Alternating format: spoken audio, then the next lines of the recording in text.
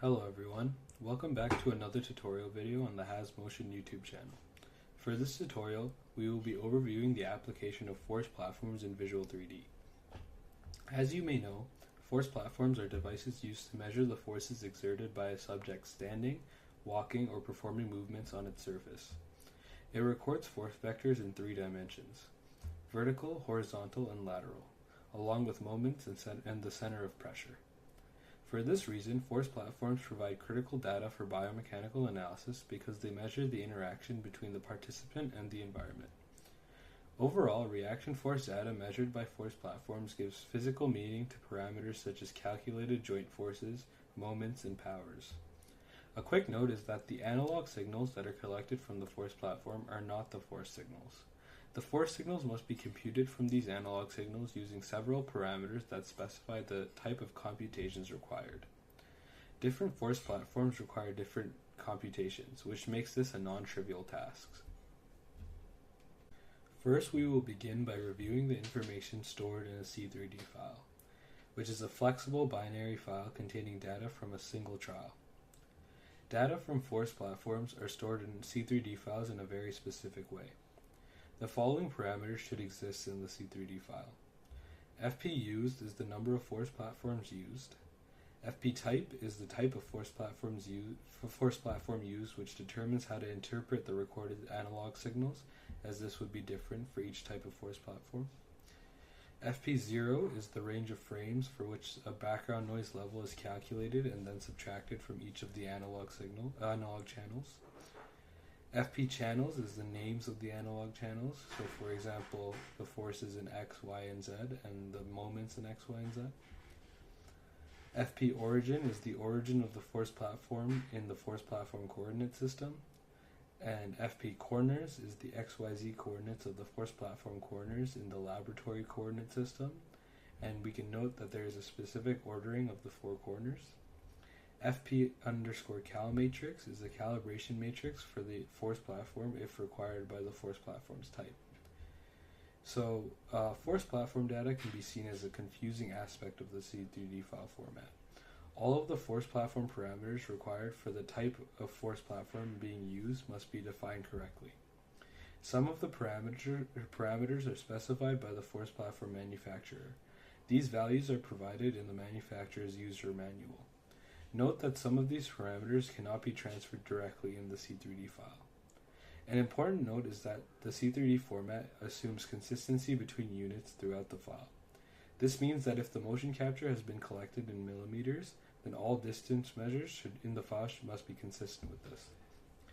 Furthermore, the corner locations and force platform origin values must be in millimeters, and the moment channels of the force platform must be expressed in Newton millimeters as well, if this were the case. The number of channels associated with the force platform and the information carried by each channel varies with the force platform manufacturer. This is usually represented as a force platform type in the C3D format. The specifics of each force platform type can be found on the associated page on the HasMotion software documentation wiki. In this tutorial specifically, we will focus on Type 4 force platforms, which have 6 channels which are laid out as seen here. And these are specified by the analog channel numbers. Type 4 platforms also have a 6x6 cal matrix that specifies how the original analog signal should be transformed. The force signals of our interest for our kinetic analysis are the force, center of pressure, and free moment signals. In the figure shown here, it depicts a Kistler force platform, but the diagram force vector seen is consistent for all force platform manufacturers. Each platform type records different information in its different channels. However, the process of converting the original recorded analog signals into the desired force signals follows the same common steps. The first step is computing baselines. The second step is subtracting the baselines from the original signals. The third step is to pre-multiply by the calibration matrix, if applicable. The fourth step is calculating the ground reaction force, or GRF. The next step is to apply a threshold and finally transform the data to the laboratory coordinate system. I will be going over these steps in more detail in the following. Next, we can move on to describing the steps of the computations. The first step is computing baselines. The FP0C3D parameter defines the range of frames used to calculate an average baseline value for each analog signal. An important note is that most of the manufacturers set the range to be the first 10 frames of the trial.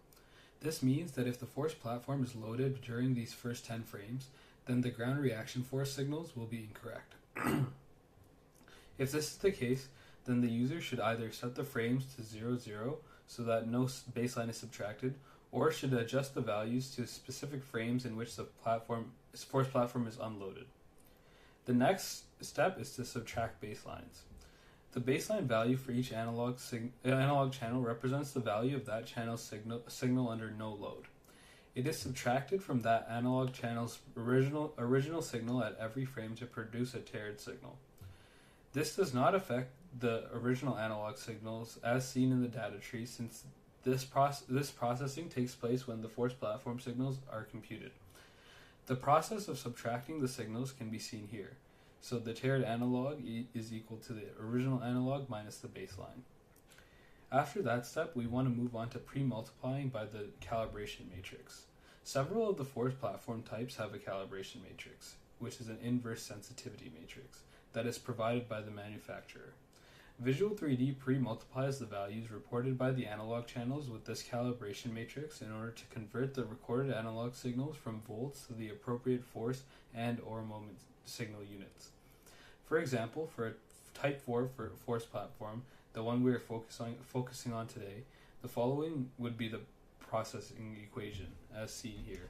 So Fx, Fy, Fz, Mx, My, Mz is equal to the calibration matrix multiplied by the tiered analog. The next step is to calculate the GRF, or ground reaction force. This is represented by three vectors: force, center of pressure, and free moment.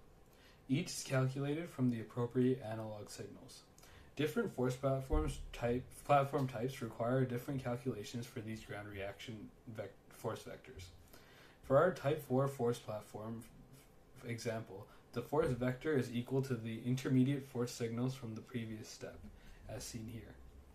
The center of pressure is computed in this series of equations here, and the free moment is computed as the following. The second last step is to apply the threshold. The Visual 3D Force menu contains an option to set a threshold for force platform / structure data. Any computed signal value that is less than this threshold is assumed to be the noise and is set at 0. You may refer to the Force Platform Has Motion wiki page for more details on this option and others. The final step is to transform data to the laboratory coordinate system. At this point, the signals have been computed in the Force Platform coordinate system and must be transformed into the lab coordinate system to give them meaning relative to the motion capture data. As long as the force platform is accurately located within the lab, for example using the cal tester, this is accomplished by a straightforward translation from the force platform coordinate system to the lab coordinate system. Now we will start on an example of creating the force platform parameters for a C3D file that contains the analog signals from the force platform but does not contain any parameters. First, you will need to have downloaded the example C3D file off of the wiki tutorial page available here. Then we can go ahead and open up Visual 3D, and as you can see I have already loaded in this file into my workspace. You can do this by clicking the Open File button on the toolbar. Then we can move on to modifying the force platform parameters. We must select this option under the Force menu on the upper taskbar. So we can navigate to the menu and then select Modify Force Platform Parameters from the drop-down. This will prompt this dialog box to appear here. Then we can select the Get Current C3D Parameters option on the upper right side of the dialog box. Once we select it, there should be no change to the dialog because there aren't any parameters in the file. Now, in the same dialog, we can select Add an additional force platform twice. Then the edit boxes shown must be filled in with the values shown in the image. The cal matrix and origin parameters are provided in the AMTI manual. Each force platform has different values. The channel numbers should correspond with the force platform signals. Visual 3D stores the analog signals alphabetically in the data tree, which is not necessarily consistent with the C3D file order. To see the C3D file order, you must look in the analog folder within the parameters. The force platform coordinates are the location of the corners of the force platform in the laboratory coordinate system. Next, we can learn to use the command pipeline to modify force platform parameters as opposed to doing it manually like before. So to do this, we can select the pipeline, and then if we enter the force folder, we can select the modify force platform parameters command, and then move it into our pipeline. Then, if we select execute pipeline, then all the force platform parameters will be updated. When force platform data exists, Visual 3D attempts to assign the signal to a segment that comes into contact with it. If there is a low level of background noise in the signal, it will appear that something must be in contact with the force platform at all times. To ensure that only the sensible and real contacts are used, a threshold value is specified such that any ground reaction force signal below this value is assumed to be 0. This ensures clean contacts with the force platform. First, we can select the force menu, and then click on Modify Minimum Force Platform Value here. This will open this dialog box to allow you to set a higher or lower threshold than the default. You may also opt to choose one of the other options for modifying force platforms. Now, if we close this dialog box and then navigate to the force menu again, we can select Modify FP Center of Pressure Distance to Segment to specify, and then this will open a dialog box to specify a minimum distance, which the default is 0.2 meters, and this option allows you to verify that a particular signal has been caused by a segment.